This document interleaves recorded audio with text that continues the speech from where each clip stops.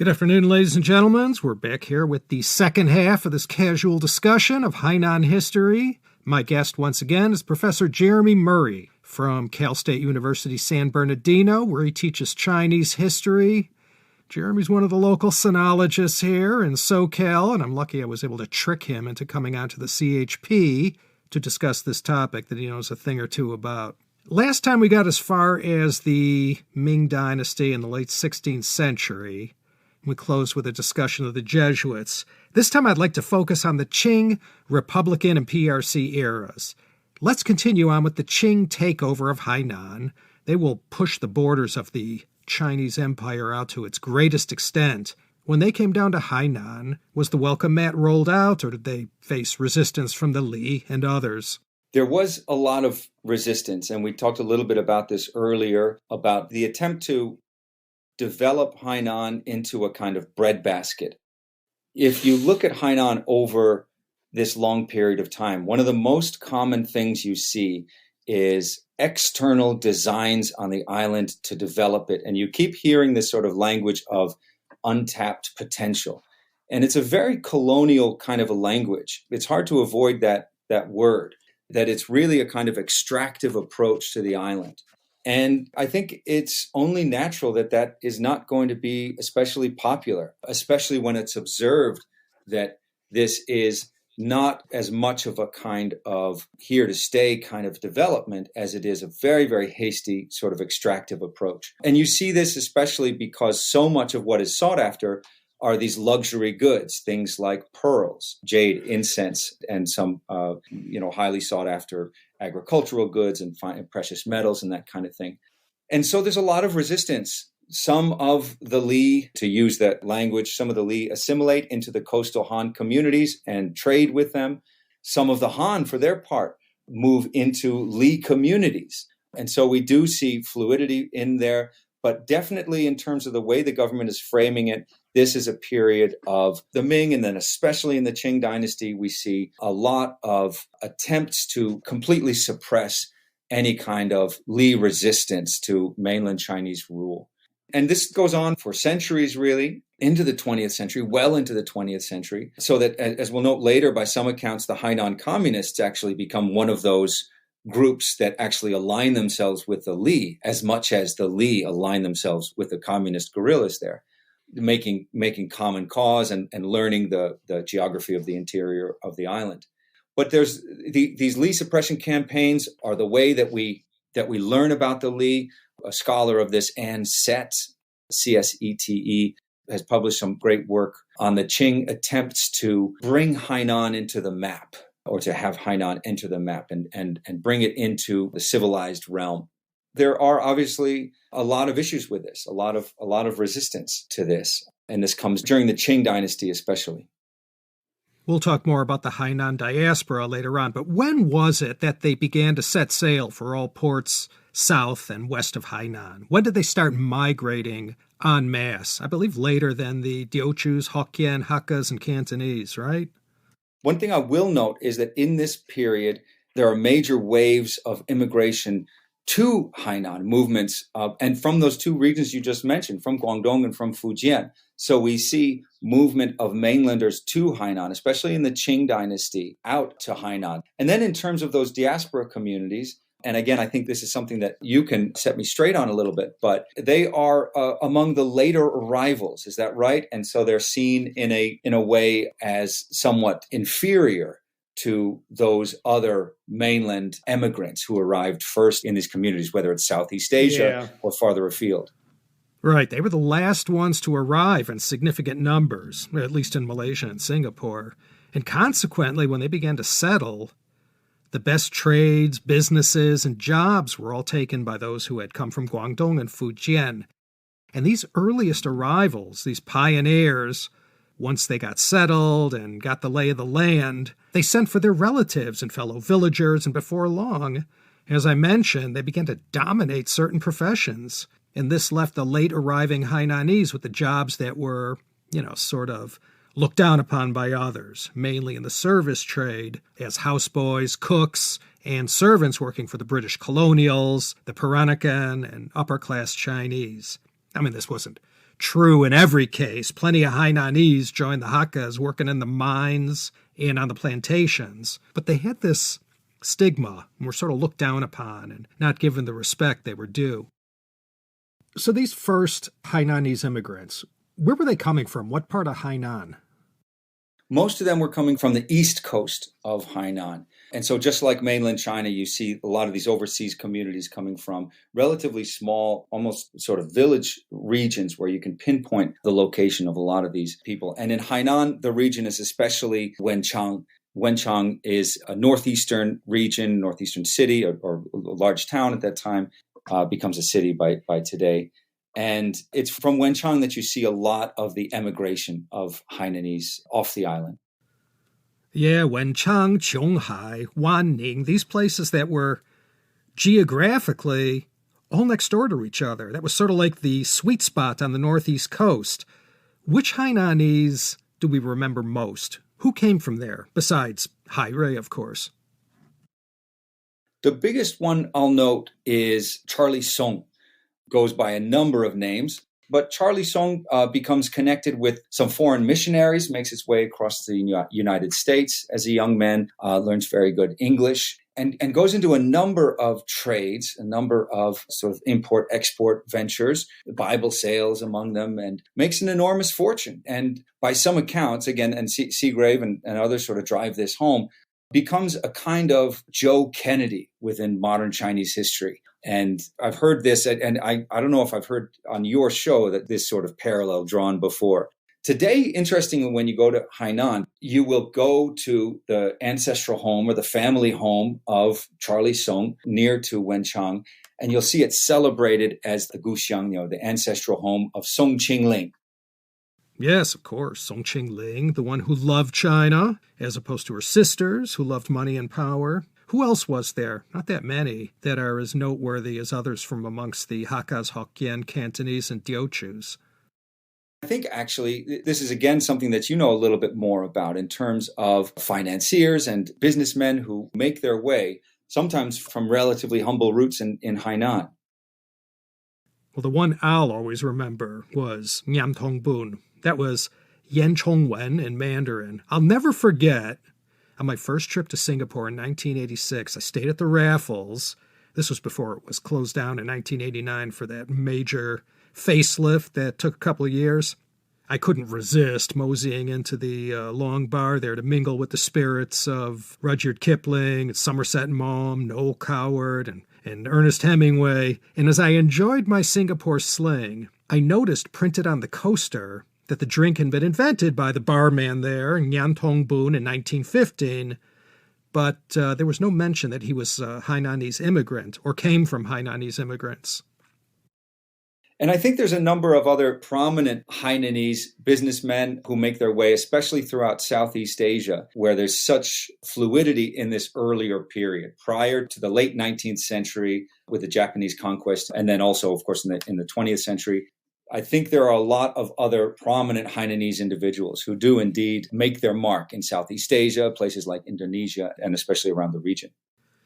Yeah, in Thailand, the only major one I could think of would be the family who owns the Central Group, the Chiratiwat family. The founder was Zheng Xinping, who left Hainan in 1927 to seek his fortune in Bangkok.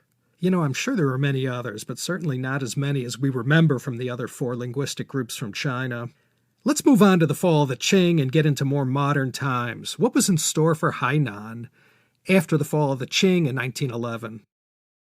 Well, there's a connection here to what we were just discussing, actually, and that's the person of Lin Wen Ying. Lin Wen Ying is a major figure. He is very close to Sun Yat-sen in this period. He is an important figure in the world of what's going to become the Xinhai Revolution, the 1911 revolution, in the final years of the Qing dynasty. So an important aspect of who Lin Wen Ying is his personal connection to Sun Yat-sen. He has deep connections in Southeast Asia.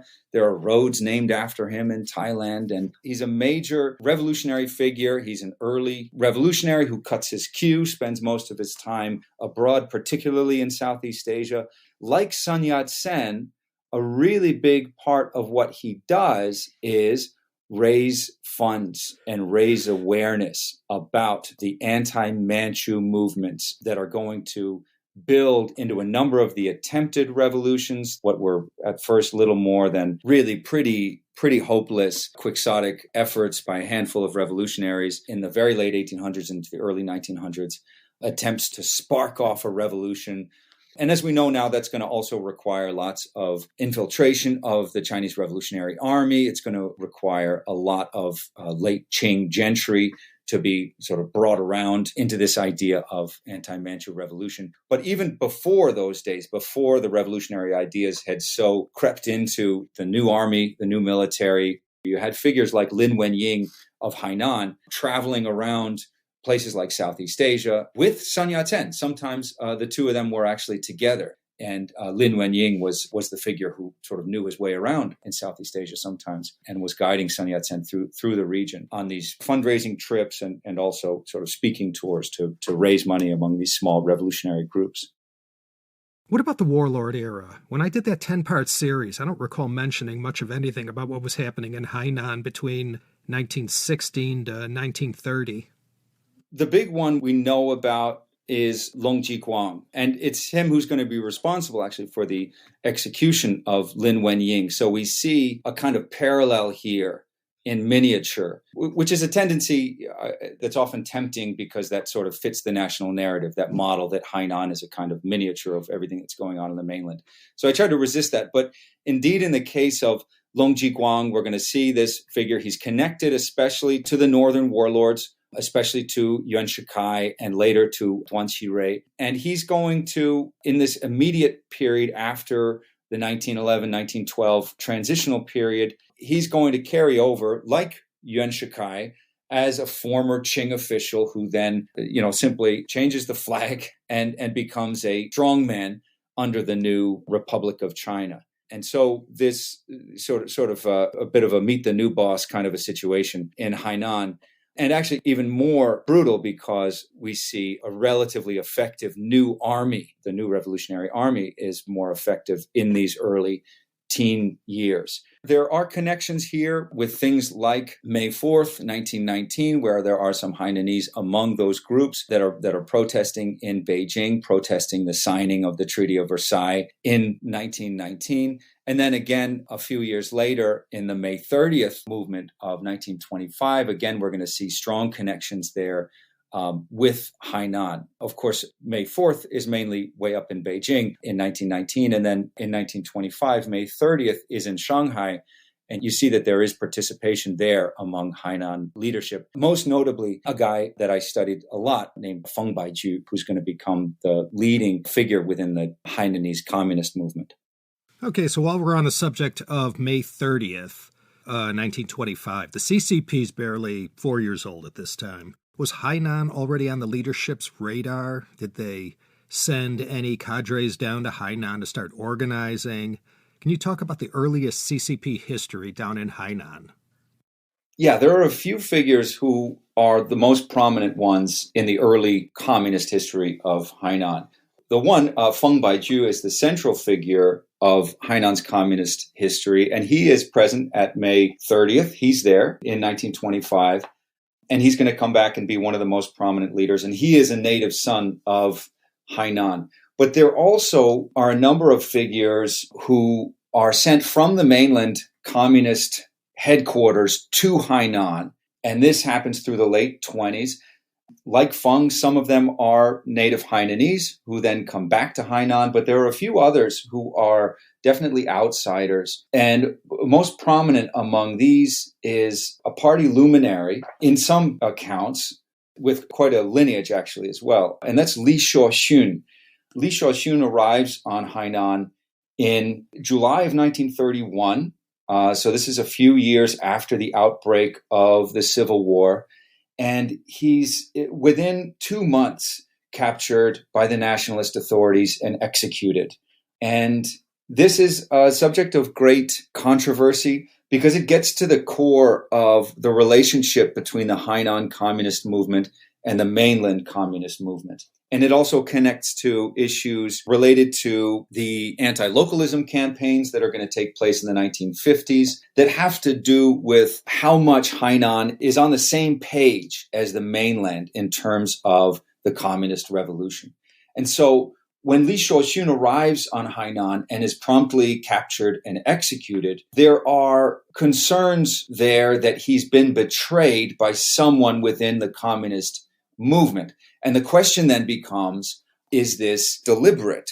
There are lots of rival factions. There are several rival factions within the communist movement at this time, different revolutionary itineraries that are unfolding, some of which are connected to Moscow, some of which are connected to different personalities within the movement, some of which are still Trotskyist in this moment. But in the case of Li Shuoxun, we have this example of an outsider communist leader coming to Hainan and very promptly being captured and executed. And I think this remains a sore spot. And the kicker to this story is that Li Shuoxun was really an emerging star within the communist leadership. He was, like I said, present at May 30th. He was also present at the Nanchang Uprising, the August 1st, 1927, the birth of the Red Army. And he's also a rising star. He's from Sichuan. He's a rising star within the communist leadership. And his connection to the top brass of the communist leadership is reflected in the adoption, or rather, maybe not formal adoption, but the fact that his son ultimately is going to be mentored and in some ways raised by Zhou Enlai and his wife Deng Yingchao, later premier of China, Zhou Enlai. And that son is also going to go on to be the premier of China. That is Li Peng. So Li Peng is the young child. I think he's 3 years old at the time of his father, Li Shuoxun's capture and execution in 1931. And he's going to go on to become a luminary within the party himself. So that connection is an interesting one, that Li Peng's father has this connection to Hainan, and a sort of dubious connection, especially when it's considered within the context of Li Shuoxun having been betrayed by somebody within the communist movement right when he arrives in Hainan. And so it gets to the core of the conflict and the perception of Hainan as a backwards place that needs mainland leadership. And in this way, we see Li Shuoxun as a kind of case study in the relationship between communists on Hainan and communists in the mainland. And his tomb, Li Shuoxun's tomb, is that located in Hainan? His tomb is right around the corner from the Five Ministers Temple, actually. It's right around the corner from the Wugongci. And it is quite grand. It's commissioned, I believe, in the 80s, possibly actually parts of it, the statue, the large bust, the marble bust there, commissioned in 1989 of all years. And so there's sort of another Li Peng connection there in the establishment of this sort of party royalty and its imprint on Hainan. And after the Marco Polo Bridge incident in July 1937, how did everything that followed with Japan's designs on China affect Hainan? Did they go down there too? Yeah, absolutely. The Japanese are not really on Hainan in earnest until February of 1939. And in the lead up to that period, interestingly, you see that Japan definitely has designs on Hainan. That is evident. At this point, remember, Taiwan is essentially a Japanese colony from 1895. And Taiwan is, if you look at the map, you see these two huge islands about the same size, Taiwan and Hainan. And so perhaps in the Japanese imperial mindset, you see it make a lot of sense for Japan to also be eyeing Hainan. In that period, you also see some expressions of French colonial designs on Hainan. And its proximity to Hong Kong means that the British also have some designs. Now, if not to be outdone, you also have the Americans arriving in the Philippines. And so you see some figures like Lin Wen Ying and other revolutionary thinkers on Hainan considering their island really beset by all of these potentially hostile foreign forces through the early part of the 1900s, when, as we know, the central government of what's called Republican China, or the Republic of China, is so weak that it has to sort of farm out or delegate out its provincial leadership to these militarists like Long Zhiguang, these guys that we know in shorthand as warlords these days. So certainly the local rule is going to be very weak, even weaker than it had been in the late Qing. And it's going to be the Japanese Navy that moves in, especially in strength, about a little less than 2 years after the outbreak of full-scale hostilities at Marco Polo Bridge in July of 1937 up north. It's in February of 1939 that we see the whole-scale invasion and occupation of Hainan by the Japanese. Now, they don't have a lot of success in the inland.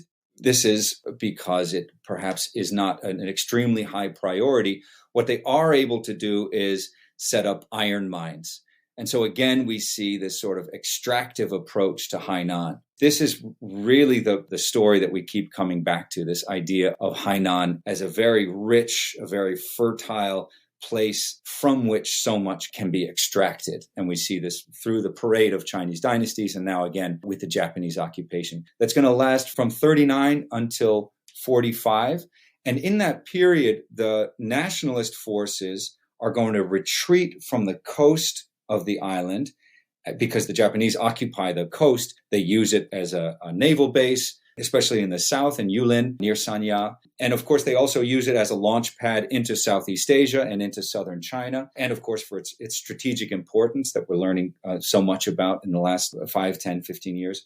But they also are able to extract iron, which is a big part of what the Japanese want. Now, the nationalists retreat to the interior. And when they do that, they come up against very, very strong Li resistance to the nationalists retreating to some kind of mountain bases. And so we see a lot of very, very harsh campaigns, massacres that are documented by foreign observers and by communist guerrillas at this time as well. Massacres that take place in Li villages by the nationalist forces. And this is not only communist propaganda, but we see foreign accounts also of this taking place, nationalist massacres of Li villages, because the Li are resistant to the nationalists retreating from the coast and occupying their own mountain villages. And so we see an enormous amount of violence, not only between the Japanese and the Hainanese, but between the nationalists who are forced into Li territory, which leads to a lot of conflict. So that taking place in this period.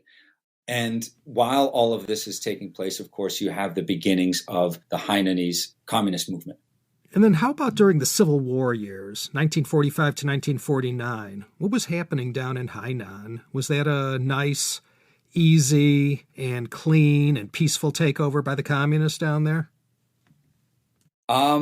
I'd say no, it was a messy sort of a lurch to the incorporation of Hainan. And this happens actually in the spring of 1950. And so just to sort of flash back, in the spring of 1950, the rallying cry was "23年红旗不倒." For 23 years, the red flag never fell on Hainan. And this was a really distinctive claim to make. That is, the communist guerrillas of Hainan, their battle cry in the final campaign in the spring of 1950 was, for 23 years, the red flag never fell. And the implication is the red flag never fell on Hainan. The reason that's so remarkable is because when we look at the mainland communist Chinese forces, one of the most important distinguishing aspects of them is that they moved around. But through that period, from the earliest days of the Hainan communist movement, the sheer numbers of the Hainanese communists shrinks and grows again a number of times, down to just a handful of guerrilla fighters in the mountains. And that includes this figure, Feng Baiju, and his family around a campfire in the mountains through the 1930s and into the early 1940s.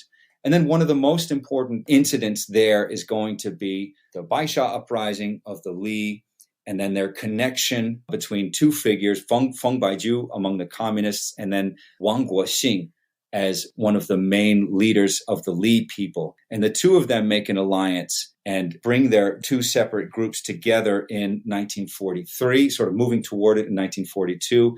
And then in 43, they are allied, so that the communists have freedom of movement. And remember how difficult it was for the nationalists to make their way in the mountain interior because of their hostile relations with the Li. That is not going to be as much of a problem, especially after this alliance is struck between the communists and the Li people. And again, that becomes a really important marker of the Hainan Communist Revolution, so that there is no long march to be had. The Hainan communists can't go on a long march. They can't leave. And given the opportunity to leave in 1946, so in that brief moment when everybody was able to catch their breath and Marshall tried to get involved and settle things, and hopefully there wasn't going to be the sort of reignition of the Civil War that had raged since really 1927, on and off, even through the Japanese occupation. In that brief moment, the communist leadership orders the Hainanese communists to leave Hainan. And they do it twice. First, they say, get your folks out of there, get your people out of there, get them up, bring them up here to Shandong, Beiche, retreat to the north. So basically, get any of your Hainanese communist fighters. And at this point, there are several thousand of them, depending how you count the partisans or the irregulars and the regular forces. And there had been several years throughout this period that the Hainan communists had been out of contact with the mainlanders. And so they had developed in a very sort of distinctive way. And they actually respectfully disobey this order to leave Hainan. They give the first reason of not being able to trust the nationalist forces there. And that's Chen Jitang, Chen Hanguang, a number of figures who are allied with the nationalist military. But then they somewhat gratuitously add on, we can't escape, we can't get out of here, but also we're not going to abandon the gains that we have made, the revolutionary gains that we have made over, what is basically 2 decades of fighting. And we're not going to abandon the civilian population, that includes the Li people, who have supported our revolution. And maybe that was a mistake. But I've read these communications back and forth because they didn't need to say that. They could have just said, we can't. If we try to break through, we're going to be massacred by the nationalists. They're not going to let us get on boats. They're not going to let us out of here. But this was sort of part of the agreement between the nationalists and the communists when the Civil War was sort of briefly paused, that the communists would hold their northern bases and the nationalists would have their southern bases. And so they had to get the communists out of their southern bases. And the communist leadership, sort of newly in contact with the mainland communist leadership, the communist leadership on Hainan, says, no, we can't do it. But they also kind of say we won't do it. And this is really interesting to me because then another order follows and says, okay, well, you need to, if you can't get up north, then you need to go to friendly base areas over in Vietnam, of course, where we know that there are also nascent communist movements and you can connect with them. And again, the same reply comes back. We can't do it. We can't break out of the nationalist blockade. But again, they also say, we're not going to.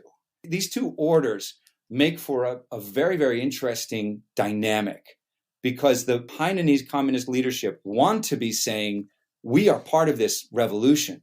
We are completely committed and completely dedicated to the success of the communist revolution in China. But we're not going to abandon the island. We're not going to leave. And they are given these two opportunities to do so. After the declaration of the communist victory, October 1st, 1949, the nationalists are still holding Hainan and Taiwan. And Hainan, again, is about the same size as Taiwan. So Chiang Kai-shek certainly pulls in all of his best forces, his most technologically advanced materiel back to Taiwan. And Hainan is still being held by Xue Yue, who is a very, very well-respected nationalist general. There are still tens of thousands of nationalist forces on Hainan, but things are looking pretty grim. And here, one of the most important differences between Hainan and Taiwan is that Hainan is about 10 miles off the Chinese coast, off the mainland Chinese coast, and Taiwan is about 100 miles off the Chinese coast. And so that crucial distinction of either 10 miles you can make in a fishing boat, 100 miles, obviously, you've got to have a much more logistically sophisticated plan. So that makes Hainan much more untenable for the nationalists. The other crucial distinction is that local communist force, that stubborn local communist force that did not want to leave, given the opportunity, given two orders to leave, did not want to leave the island. And so the coordination of these mainland forces, the local Hainanese guerrilla forces, brings about the swift crumbling of the nationalist regime on Hainan. And this is April and May of 1950. Let me ask, the classic Cultural Revolution ballet, the Red Detachment of Women, the Hongse Nyangzi Jun, that had a Hainan angle, didn't it? What was the history behind that? I mentioned in my Zhou Enlai series that Premier Zhou had a major hand as the impresario behind that production. Why was that so glorified? That's a really interesting story. And I just finished an article about it, or rather a book chapter that's going to come out in a contributed volume. And so hopefully I can send you the link for that. But this is a really fascinating story. The participation of women in the communist fighting forces on Hainan was much higher than the participation by women in the communist fighting forces in the mainland. The actual episode is fictional. The figure of Hong Changqing and Wu Qinghua did not exist in Nambatian, but it represents something I think that's interesting, very important. Of course, we have this sort of orthodox language throughout because this becomes based on the non-musical film by Xie Jin, which I think is 60, maybe 62. Great Chinese filmmaker Xie Jin does a non-musical film about the Red Detachment of Women, in which this fictionalized version of the Red Detachment of Women is glorified. Of course, there are a couple of things that I want to flag here. One is that there are about 103 women, well, exactly 103 women at the founding, and then those numbers changed obviously throughout the campaigns. The period is 1930 to 31 specifically.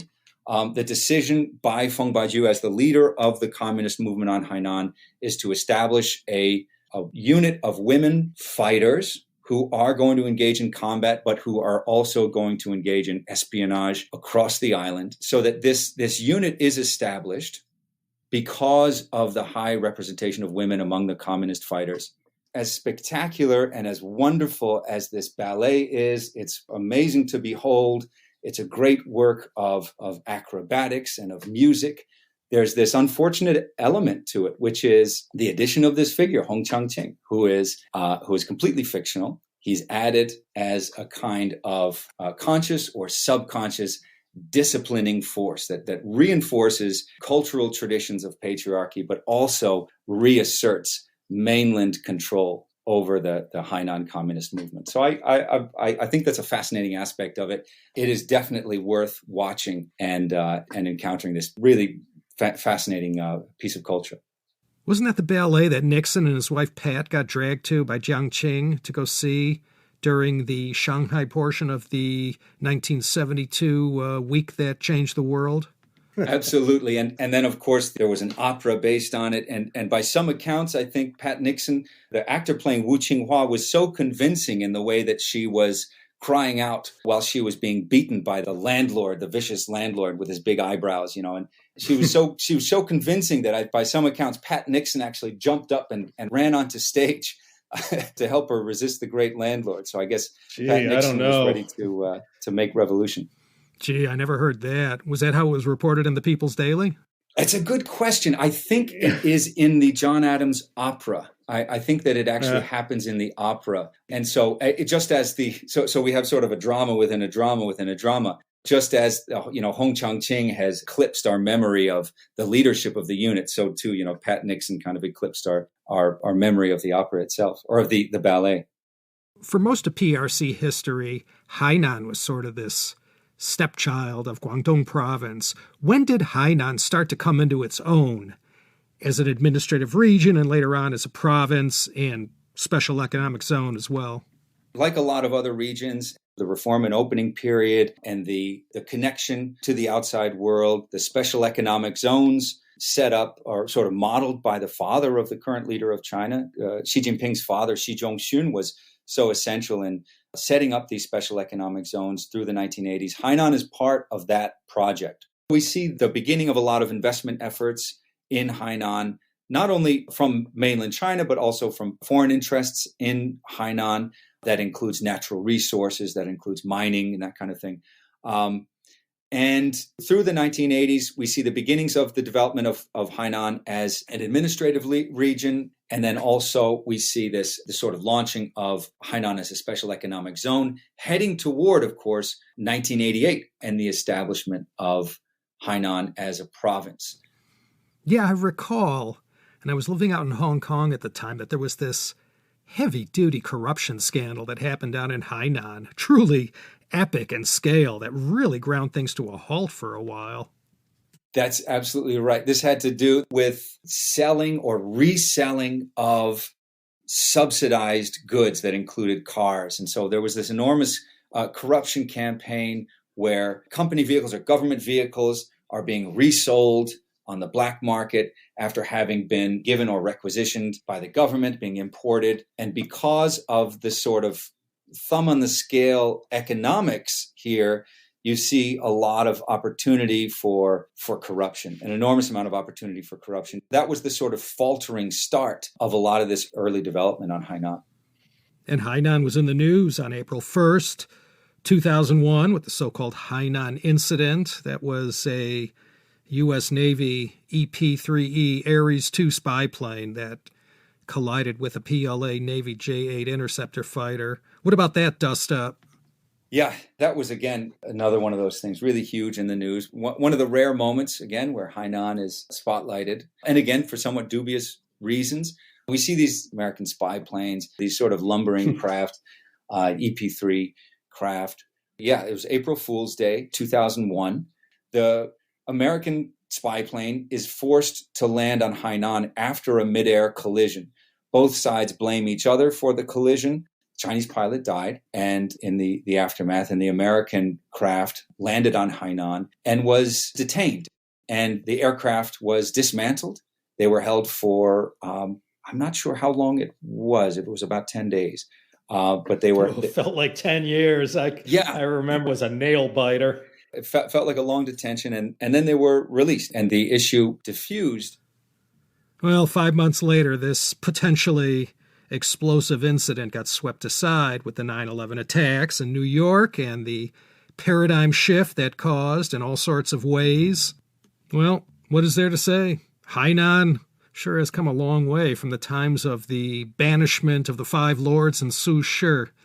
It was sure considered to be such a horrible place back then. Now, of course, it's a vacation paradise and one of the most popular holiday destinations for Chinese local tourists and foreigners alike. And of course, for all those overseas Hainanese who have traveled back to their ancestral villages to see from whence they came. I've actually seen a bunch of these videos on YouTube from some of these Singaporean, Malaysian, and American Hainanese who have gone back to Tanchin, to visit their relatives there. It's so interesting to see. And I'll admit, as it often is when I see these kind of vids of overseas Chinese greeting their relatives, back in the ancestral villages, it brought a lump to my throat sometimes. I had to go get a tissue or something. It's so heartwarming, something about this. Now you go down there and you see some of these towers, it looks like you're in Dubai. You see the development of these massive condominium complexes and luxury resorts. There are also special visa policies where a number of countries allow foreigners to travel to Hainan, land in Hainan without prearranged visa. So if any of your listeners are thinking of going to China, you can check out this option. You can actually make sure you dot all your I's and cross all your T's in terms of what you do need to do.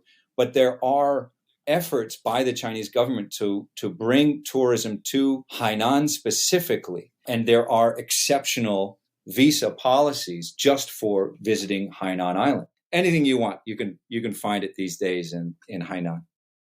Well, as soon as this dang pandemic burns itself out, and that day will not come soon enough, I can't wait to go back and visit.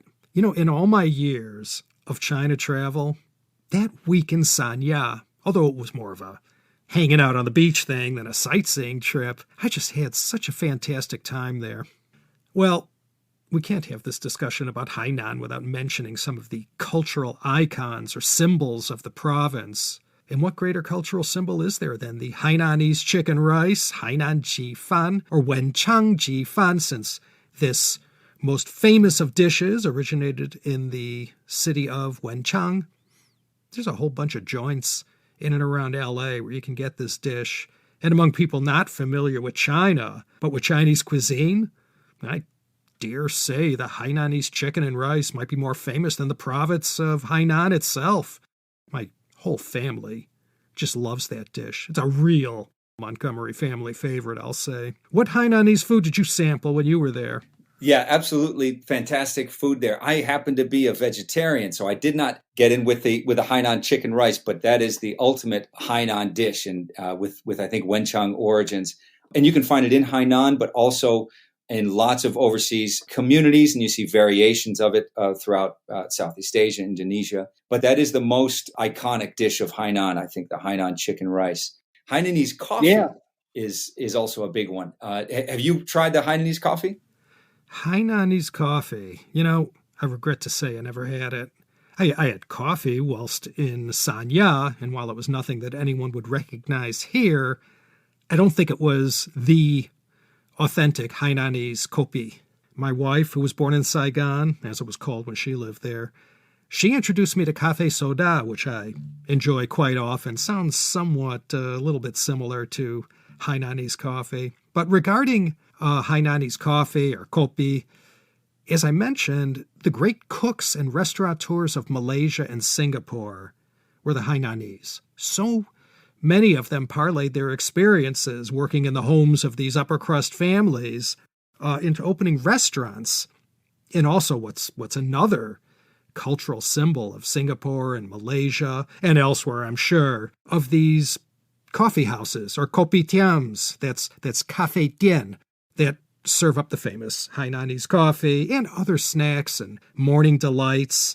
And these kopitiams are the centerpiece of a whole kopitiam culture that exists out there. You know, how like perhaps, dim sum is to Cantonese food culture. These kopitiams were a creation of the Hainanese.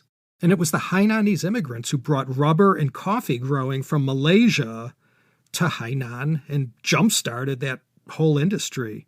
Even today, for rubber products, Hainan has a lot of factories engaged in the manufacturing of these categories of goods. And I remember back in the early 90s, the outfit I was with in Hong Kong got into the fishing waders business. We sold those rubber fishing waders to Kmart, and we bought, these hip waders and chest waders from a factory in, I don't know, Haikou or somewhere. And that was my earliest intro to Hainan, I think. It's the only region that's under PRC control that has a lot of these tropical or subtropical agricultural goods. And so in that way, it's still a huge part of the Hainan economy. Well, time flies when you're having fun. I don't know about you, but I sure enjoyed our discussion and boning up on my Hainan history. I hope my Hainanese listeners who have been asking for this all these years are leaving the table somewhat satisfied. Ladies and gentlemen, my guest was my good friend, Professor Jeremy A. Murray from the famous California State University, San Bernardino. If any of my esteemed listeners want to contact you, how can they do that? I'll send you over my faculty page at CSUSB that has my contact information, and then also the link to the CSUSB Modern China Lecture Series that featured you and the Moors, as we discussed.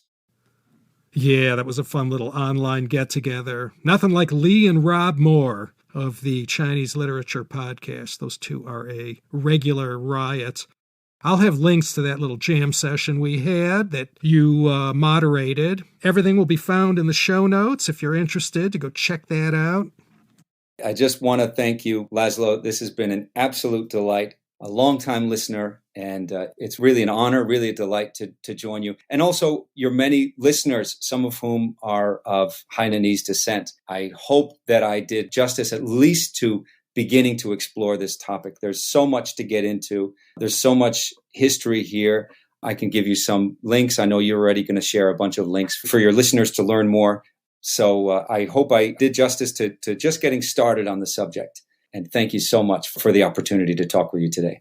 Well, Jeremy, once again, I thank you for finding time to come on the program. The check is in the mail, and it's my hope that we can do this again one day. And for all my good-looking listeners all over the world, on behalf of myself and my guest, Dr. Jeremy Murray, this is Laszlo Montgomery signing off from an undisclosed location here in the City of Angels, beseeching you, as always, to come back next time for another exciting episode of the China History Podcast.